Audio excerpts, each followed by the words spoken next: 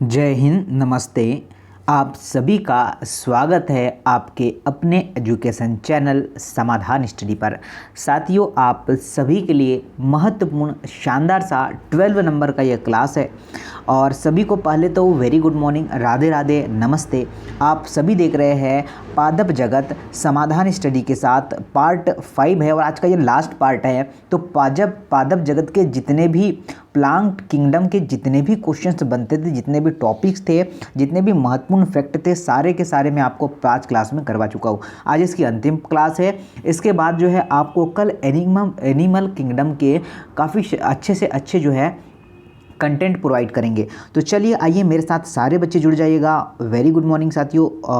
आप लोग क्लास पर समय पर आया करिए और आपको आज आपको बताऊंगा कि कितने क्वेश्चन आपको इस पीएनएसटी के एग्ज़ाम में मिले हैं। नीट के एग्ज़ाम में काफ़ी सारे क्वेश्चंस आए, तो हम लोग सारी एनसीईआरटी को, सारी जो है नए पैटर्न पर सभी को सिमिलर लेके चल रहे हैं और आई होप आपको यह पसंद आएगा।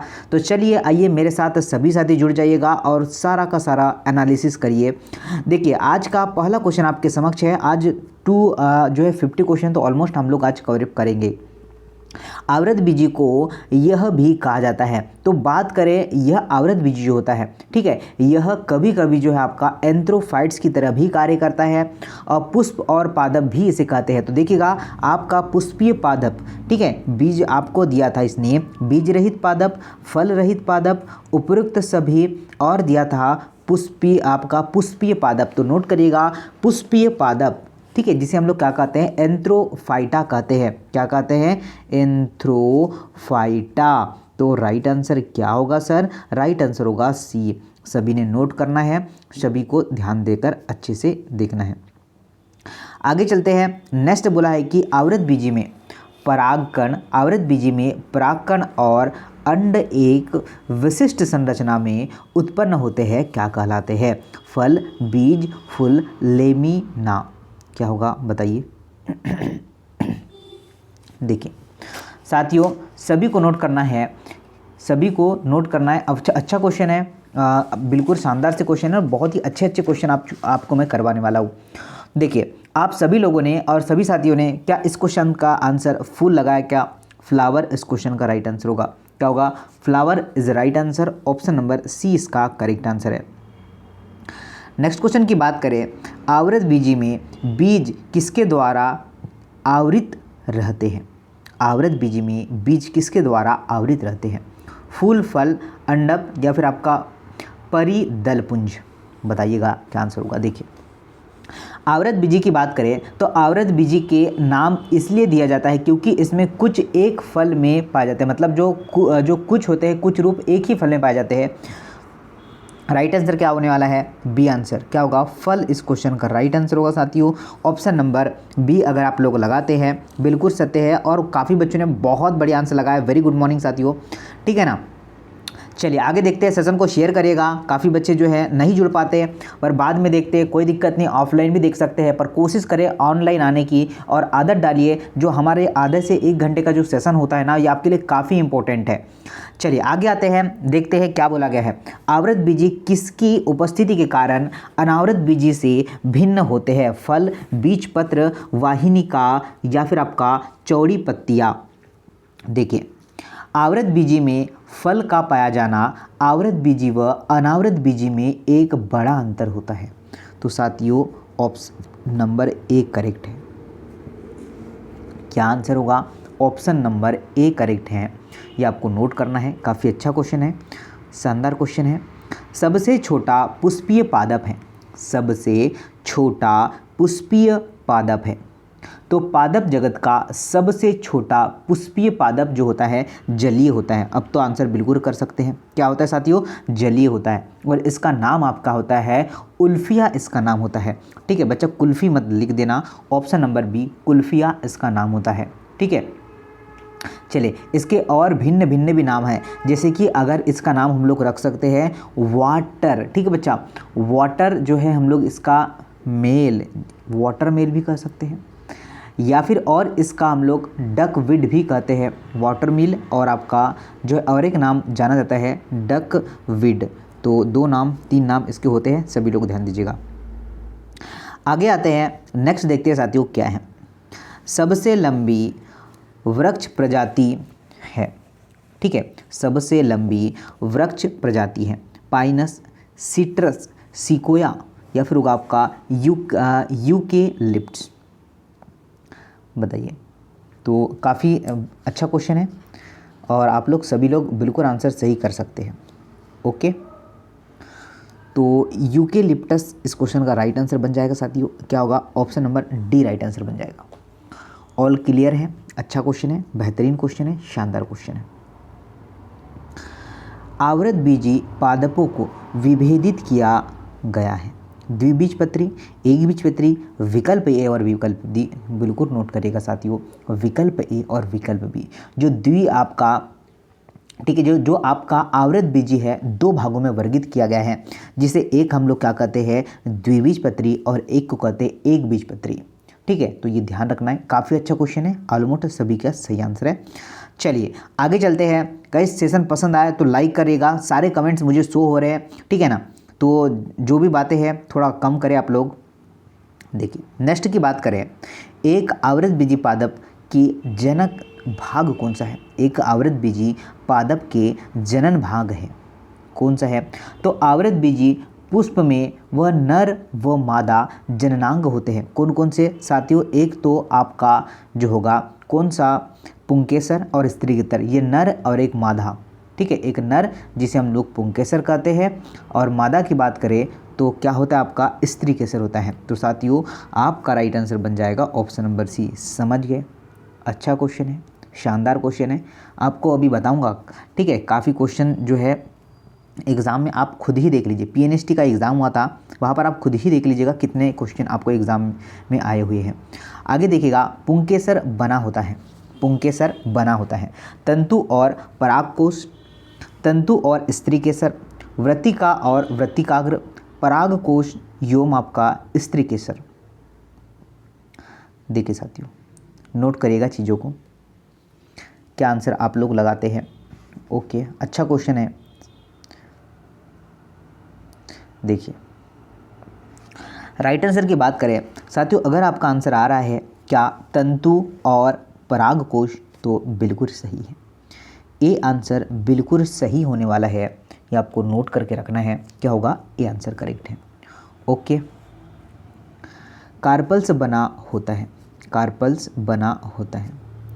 देखिएगा आपके वृत्तिका और अंडा से, वृत्तिका और वृत्तिकाग्र और आपका अंडा से, वृत्तिका परागकोश और स्त्रीकेसर, परागकोश वृत्तिका और वृत्तिकाग्र। बताइए। तो नोट करिएगा चीज़ों को, ठीक है साथियों, चीज़ों को नोट करिएगा। राइट आंसर की बात करें तो आपका राइट आंसर बनेगा वृत्तिका, वृत्तिकाग्र और आपका अंडा से। क्या राइट आंसर है? बी आंसर सही होगा। 8 केंद्रीय मादा युग्मोद्भिद किसमें मिलती है? तो देखिए ब्रायोफाइटा, अनावृतबीजी, आवृतबीजी। तो देखिए चलिए क्या आंसर हो सकता है। तो साथियों ये एक क्वेश्चन आपको आया है एग्ज़ाम में, देखने को मिला है। आवृतबीजी इसका बिल्कुल करेक्ट आंसर है। चलिए इससे अभी मैं आगे और भी कुछ बताऊंगा, आप लोग देख लीजिएगा ध्यानपूर्वक। आगे बढ़े। भ्रूणकोश बना होता है, क्या क्वेश्चन बोला है? भ्रूणकोश या भ्रूणकोश बना होता है एक आपके एक अंड कोशिका, 2 सहायक कोशिकाओं, 3 प्रतिव्यवसाय कोशिकाओं और 2 ध्रुवीय केंद्रक, उपरोक्त सभी। देखिए एक आधारण भ्रूण जो होता है 7 कोशिकाएं, 7 जो है आपके कोशिका, ठीक है, और 8 जो है केंद्रक से बना होता है। तो क्या आंसर बन जाएगा? राइट आंसर बन जाएगा आपका उपर्युक्त सभी ही, ये पूरा के पूरे सभी है। एक अंड कोशिका, 2 सहायक कोशिकाओं से और 3 प्रतिसात कोशिकाएं और 2 ध्रुवीय केंद्रक। साथियों राइट आंसर बन जाएगा आपका ऑप्शन नंबर डी। आइए जरा आगे ध्यान दीजिएगा, बोला क्या गया है जरा। इसमें बोला गया है कि आवृतबीजी का अंड समुच्चय बना होता है।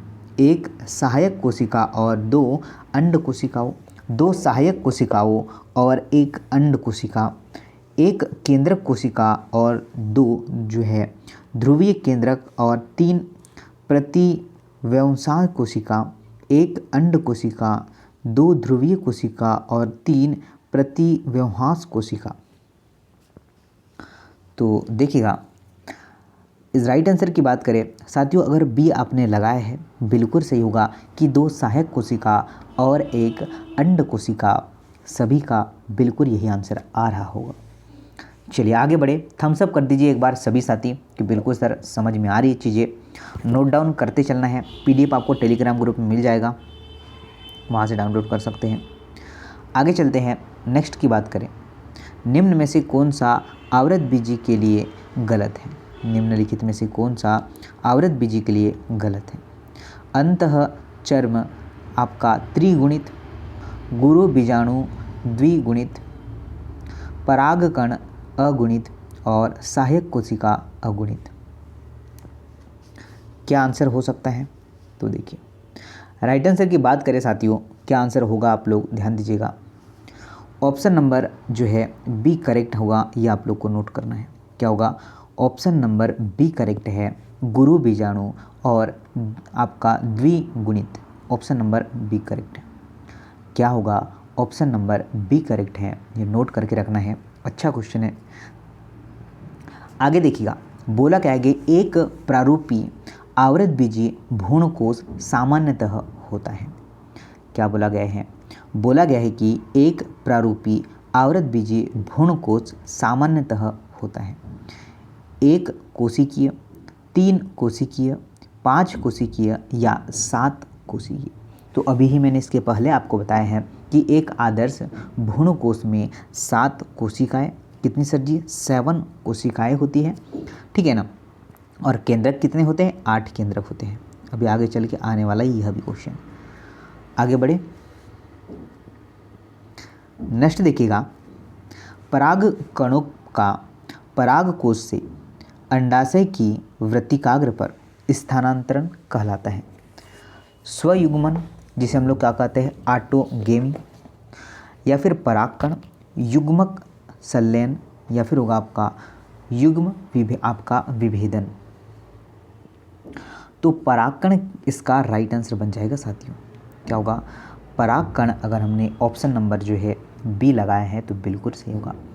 परागकण इसका राइट आंसर है, नोट डाउन करना। परागकण परागकोश में बनने और जो है बने होते हैं, ये हम नोट कर लेना, बी ही आंसर करेक्ट है। आगे चलते हैं, परागनली ले जाती है, परागनली ले जाती है 2 नर युग्मक, 1 नर युग्मक, 3 शुक्राणु, 3 जो है या फिर 4 शुक्राणु। तो देखिए, आवृतबीजियों में परागकण वृत्तिकाग्र पर अंकुरण के पश्चात ही परागनली की क्या करते हैं? मदद से ही भ्रूणकोश में पहुंचते हैं। तो साथियों, राइट आंसर आपका बन जाएगा ऑप्शन नंबर ए। क्या सभी ने यही लगा है क्या? चलिए, वेरी गुड साथियों। चलिए, ओके, चलिए, कमेंट्स भी बहुत अच्छे, बहुत ही शानदार आंसर आ रहे हैं आप लोगों के। चलिए आगे चले, क्या चीज़ें समझ आ रही है? लाइक करिएगा और शेयर करिएगा, काफ़ी बच्चा कम दिख रहा है मुझे स्क्रीन पर। तो चलिए, कंटिन्यूटी रखिएगा, बिल्कुल देखिएगा, वो दिन दूर नहीं जब आप लोग खुशियाँ मनाएंगे। देखिए, पुष्पी पादपों में समसूत्री विभाजन किस समय पर होता है? कलिका के बनने, बीज के अंकुरण, मूल की आपकी प्रक कलिका के बने और जो है पराग कणों के बनने। तो देखिए साथियों, क्या है? पुष्पी पादपों में समसूत्री विभाजन किस समय पर होता है? देखिए, जैसे ही आवृतबीजी में परागकोश आपके विशिष्ट रहता है, उसी प्रकार से ये जो है पराग कणों से बनते हैं, ये हमें नोट करना है। ओके, डी आंसर सही हो जाएगा साथियों। क्या आंसर सही हो जाएगा? डी आंसर बिल्कुल सही है, आप सभी ने कर पाया होगा, अच्छा क्वेश्चन है। आगे देखिए क्या है, द्विनिषेचन पाया जाता है। दोहरा निषेचन जिसे हम लोग द्विनिषेचन जो है वह किस में पाया जाता है? आवृत बीजों में पाया जाता है। ये नोट आप लोग को करके रखना है। क्या यही आंसर सभी साथियों के आ रहा है क्या? ओके, जो है द्विनिषेचन पाया जाता है।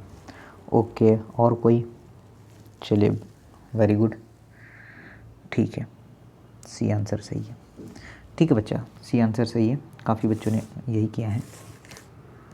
आगे चलते हैं। आगे देखिए,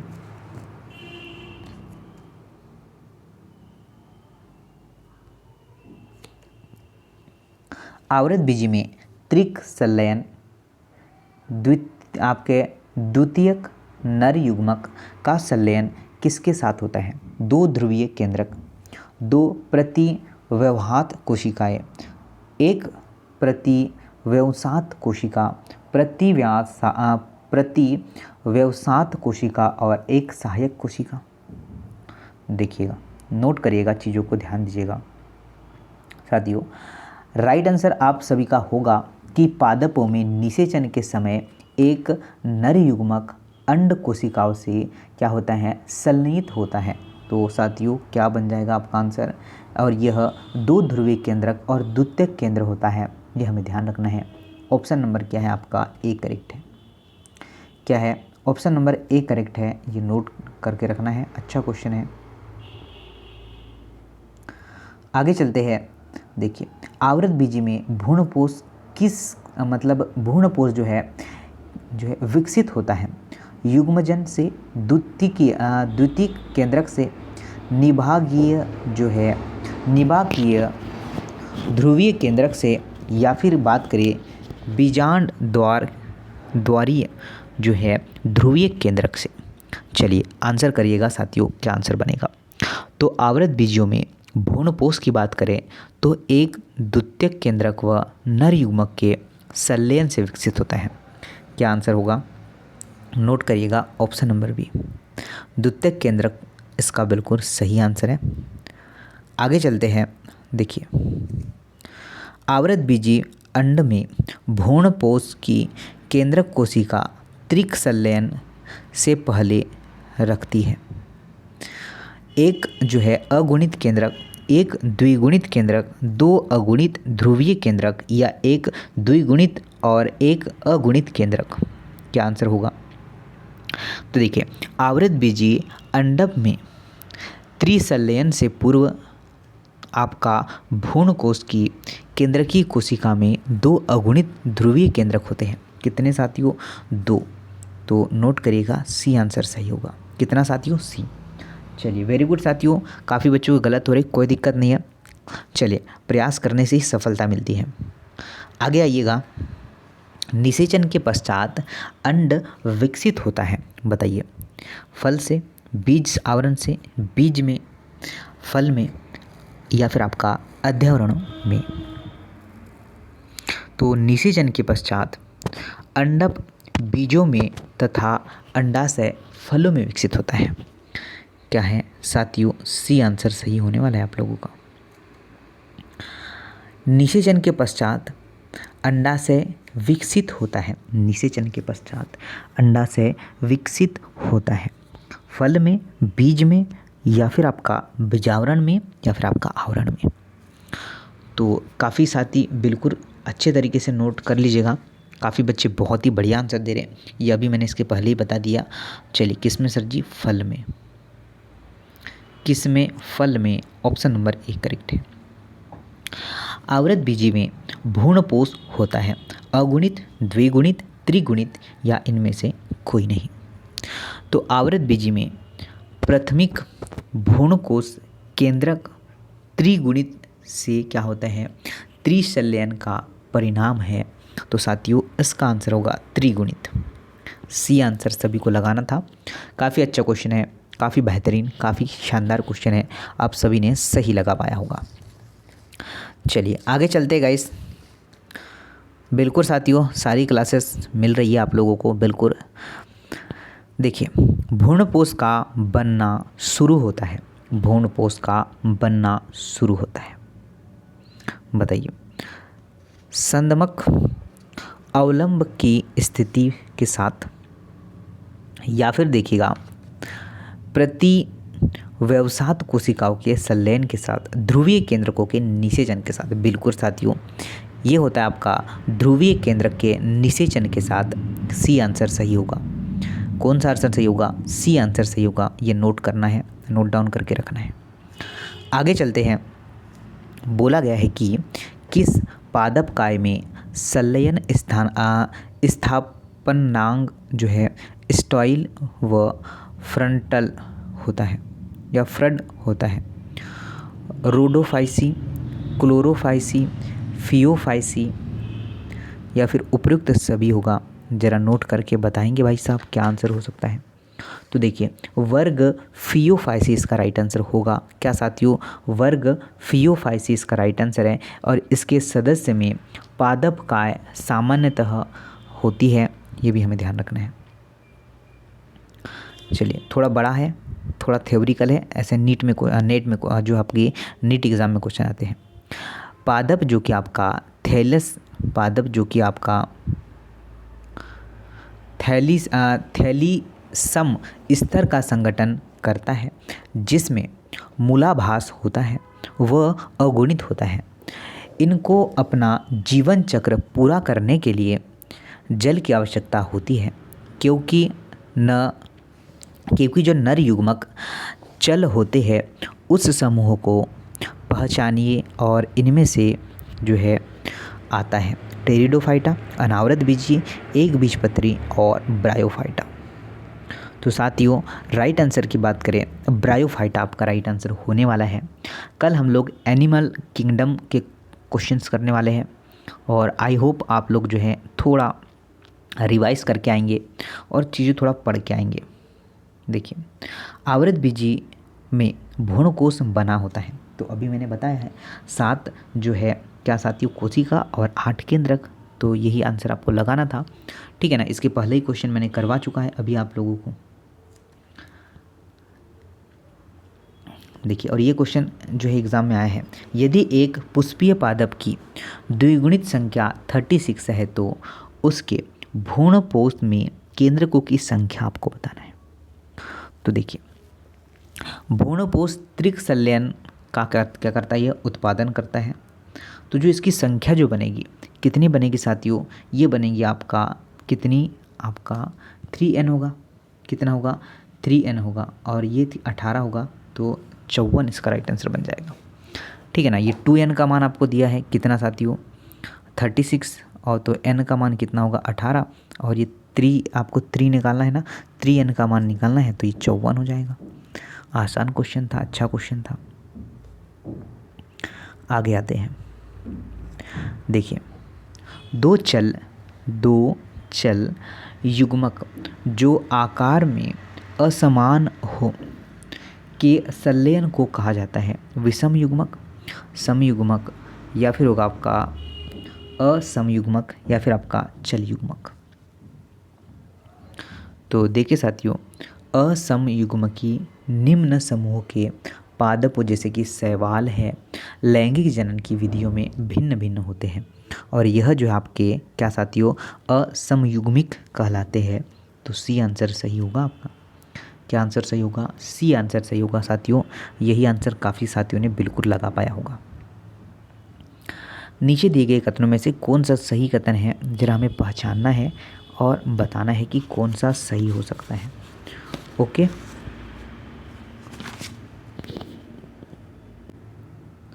देखिएगा ज़रा ध्यान दीजिएगा। ओके, और चीज़ों को नोट भी करके रखना है आप लोगों को। अच्छे क्वेश्चन है, एग्ज़ाम में अपने को देखने को मिल सकते हैं। लीवरवर्ट में बीजाणुभित्त मांस से भिन्न विकसित होता है। बिल्कुल गलत है। पहला तो है साथियों असत्य। सभी बीजधारी पादपों का जीवन चक्र द्विगुणित होता है। साथियों सही बोल रहा है।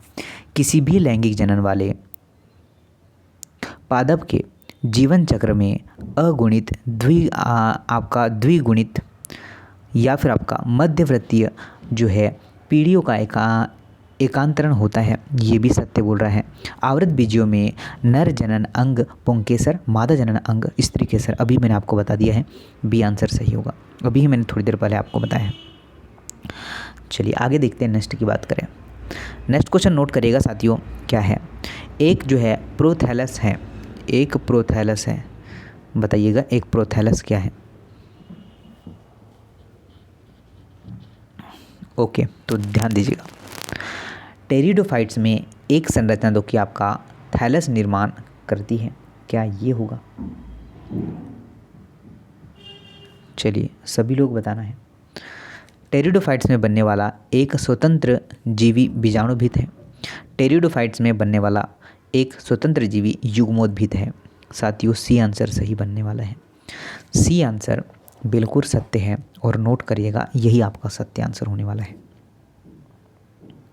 आगे चलते हैं, देखिए आगे देखिएगा, इस समूह के पादप द्विगुणित तथा चरम परिस्थितियों के लिए अनुकूलित हैं। इनमें बीजाणु पत्र एक जटिल संरचना बनाते हैं और जिन्हें शंकु कहते हैं। ये किस समूह के जो है आपके संदर्भ में है, किस समूह के संदर्भ में है? एक बीजपत्री, द्विबीजपत्री, टेरिडोफाइट्स, या फिर आपका अनावृत बीजी। क्या राइट आंसर होगा साथियों? अनावृत बीज। अनावृत बीज के मध्य ही आकार के वृक्ष या फिर आपका लंबे वृक्ष, साथ में झाड़ियाँ सम्मिलित होते हैं। डी आंसर करेक्ट है। चलिए गाइस, जितने भी मैंने पार्ट 1 है, पार्ट 2 है, पार्ट 5 तक करवाए हैं, एक बार सारे रिवाइज कर लेना, ठीक है। आज हमने ये टॉपिक समाप्त किया, तो आप लोग देखिए कि आप लोगों से बन पा रहा है क्या, जो हमारी कमियां थी हम लोग पूरा कर पाए या नहीं, जिससे कि आपका जो माइंड जो है संतुलन वो बिल्कुल ठीक हुआ। प्रथम तंतु होता है, क्वेश्चन क्या है, प्रथम तंतु होता है, अगुणित व मांस में पाया जाता है, द्विगुणित व लिवर वर्ट में पाया जाता है। तो देखिए साथियों यही आंसर सही होता, आगे नहीं बढ़ेंगे। क्या आपका अगुणित व मांस में पाया जाता है? क्या साथियों ये आंसर सही होने वाला है? अगुणित व मांस में पाया जाता है, ये आंसर सत्य है। बहुत ही अच्छा, बहुत ही शानदार जो है आंसर आप लोगों ने लगा पाया है। विशाल रेडवुड पादप सिक्वोया सेम्पर वाइनेंस है, आवृत बीजी होगा या फिर स्वतंत्र फर्न होगा, टेरिडोफाइटा होगा, या फिर आपका अनावृत बीजी होगा? तो साथियों बी आंसर सही है।